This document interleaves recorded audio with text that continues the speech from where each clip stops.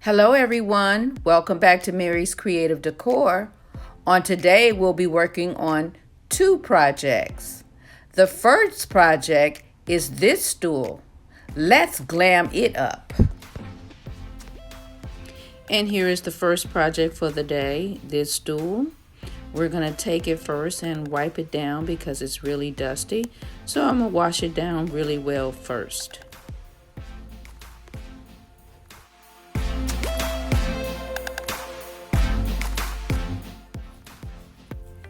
Once the stool has dried, I'm preparing it for the Modern Masters metallic silver paint.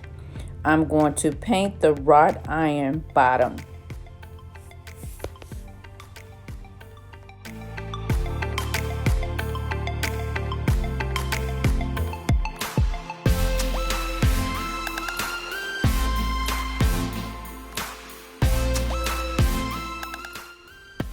I will be painting the outside as well as the inside of the stool because there's a view on all sides.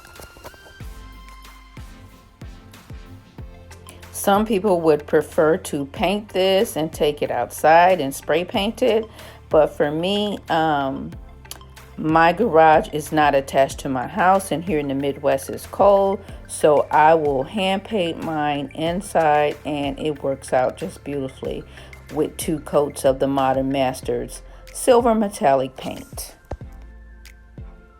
I now have 1 coat of the paint on, and now I'm adding my second coat to make sure that everything is covered completely.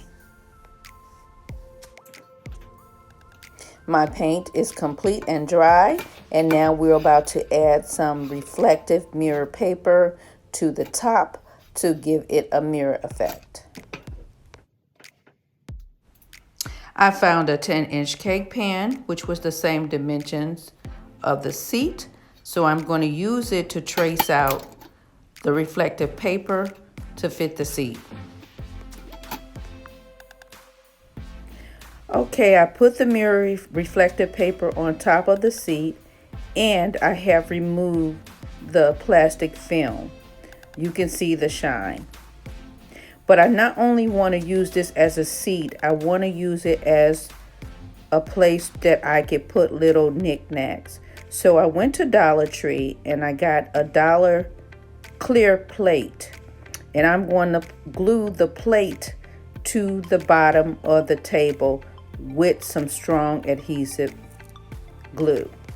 To keep the table from looking so plain, I'm going to go in and dress up the clear plate with some bling. I'm going to just do some kind of design here to give it a wonderful, pretty look. Okay, I added some bling design to the bottom of the tray. That's complete, and I have glued it down. I don't know if you can see it, but I'll pull the camera just a little bit closer so you can see it. I think it turned out really beautifully. Let me know what you think in my comment section. Moving on to reupholstering this stool for today. As you can see, the stool is pretty dirty, and the foam padding is pretty much gone. So I will be reupholstering this and adding new foam padding.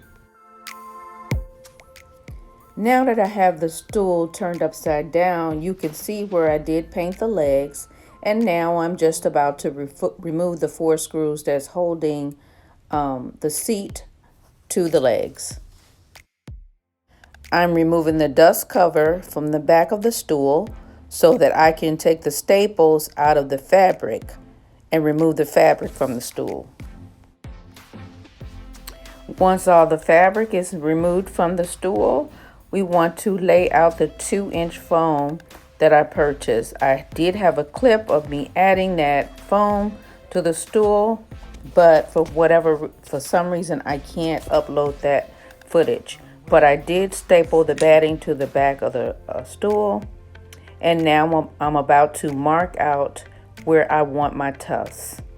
I'm gonna do 3 inches on center down and 4 inches every other line to make my tufts. So here it shows I found my center line.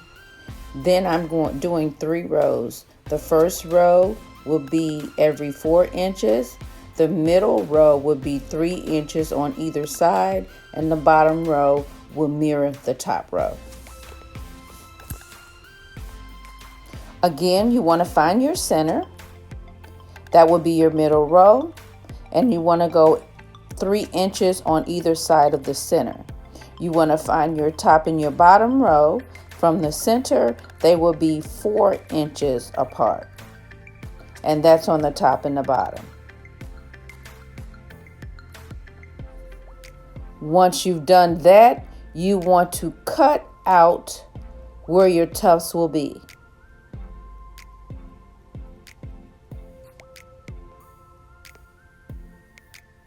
After you've cut out each of your tufts, you want to take a drill bit, and you want to drill all the way through. Then you want to add your batting, and then you want to cut also those holes where the batting is. And if you look at the bottom of it, you will see where I drill the holes all the way through.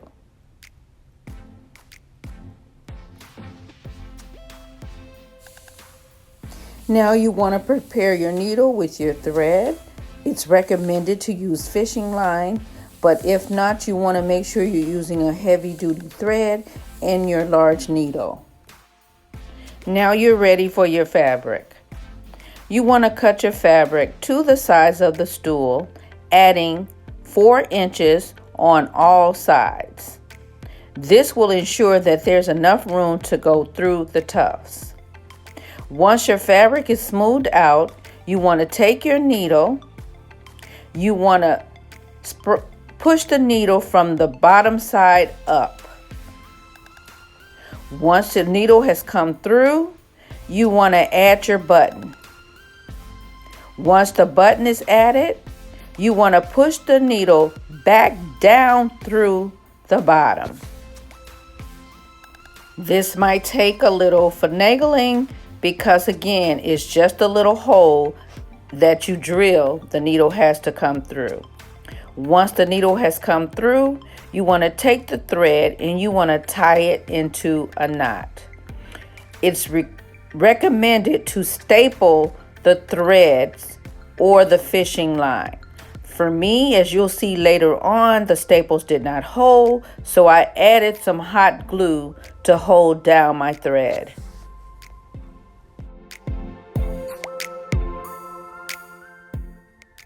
Before we continue, I want to show you how I made the covered buttonholes.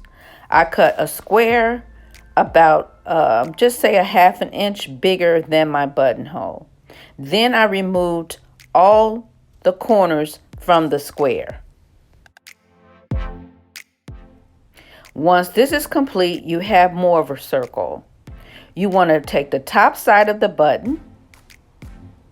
You want to fold it inward using a little hot glue to hold the fabric down. I found that this helps to make sure the fabric stays in place as I continue around. When this is completed, you're ready to add the back side of the button.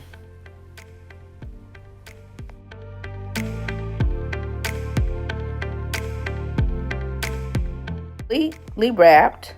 Now I want to take the bottom half of the button and I want to press down on the button. I use my pliers to assist me in making sure I get a tight hold.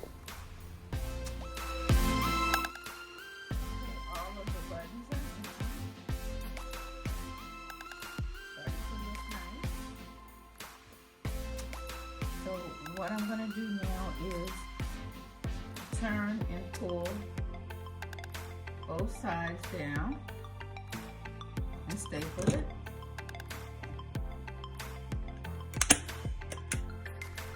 Here I'm flipping the stool to the outside corner and I'm now stapling that side.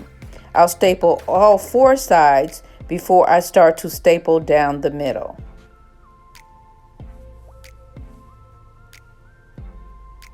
Once my stapling is complete, now I'm ready to fold my edges. Okay, so here we have it.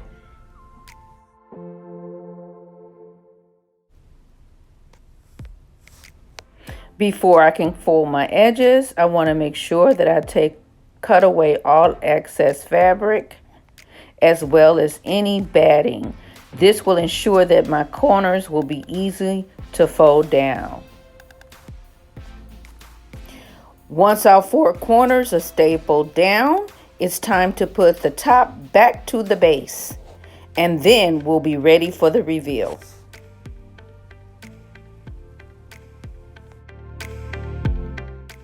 And here is my completed projects. I think they turned out really beautiful. The glass stool at the bottom of the stool is perfect for adding knickknacks. And the little bench can go anywhere. I think it'll work out really nice in the guest bedroom I'm updating. I love the mirror reflective paper on top and the design at the bottom of the stool. And the tufting worked out beautifully, especially since it was my first time.